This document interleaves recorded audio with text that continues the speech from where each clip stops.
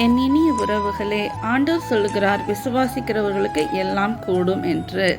விசுவாசம் இருந்தால் மலை அளவு பிரச்சனையை கூட நாம் ஜெயித்து விடலாம். அதுவே ஒருவேளை விசுவாசம் இல்லை, அவிசுவாசமாக அது காணப்பட்டுச்சுன்னா கடுகு அளவு பிரச்சனையை கூட நம்மளால் ஜெயிக்க முடியாது. விசுவாசம்னா என்ன? விசுவாசத்துக்கு எதிரானது அவிசுவாசம். ஆண்டவர் எனக்கு வேலையை தருவார் என்றால் விசுவாசம். ஆண்டவர் எனக்கு வேலையை தருவாங்களா அப்படின்னு என்று கேட்டால் அதுதான் அவிசுவாசம். இந்த நாட்களில் நம்மளுக்குள்ள அநேக அவிசுவாசமான காரியங்கள் தான் நமக்குள்ள காணப்படுகிறது. ஏன்னா ஆண்டவர் நம்மளுக்கு செய்வாங்களா, நம்ம தடையை மாற்றுவாங்களா, நம்மளுக்கு ஜெயத்தை தருவாங்களா, நமக்கு விடுதலை தருவாங்களா, இப்படி கேள்வி தான் நமக்கு இருக்கிறது. கேள்வி எழும்ப நம்ம ஆண்டவர் மேலே நம்பிக்கை இழந்தவர்களாக காணப்படுகிறோம்.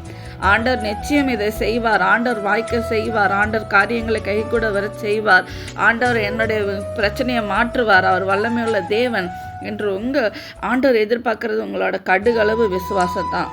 அந்த விசுவாசத்தை நீங்கள் விசுவாசிக்கும் பொழுது ஆண்டவர் எல்லா காரியங்களையும் வாய்க்க செய்வார். ஆண்டவர் உங்களை பார்த்து கேட்கிறார், என்னால் செய்யக்கூடாத அதிசயமான காரியம் ஒன்றோ என்று உங்களை பார்த்து கேட்கிறார். சகோதர சகோதரிகளே, எனவே அந்த கடுகளவு விசுவாசத்தை விசுவாசியுங்க, ஆசீர்வாதத்தை பெற்றுக்கொள்ளுங்கள். நன்றி. ஆமென்.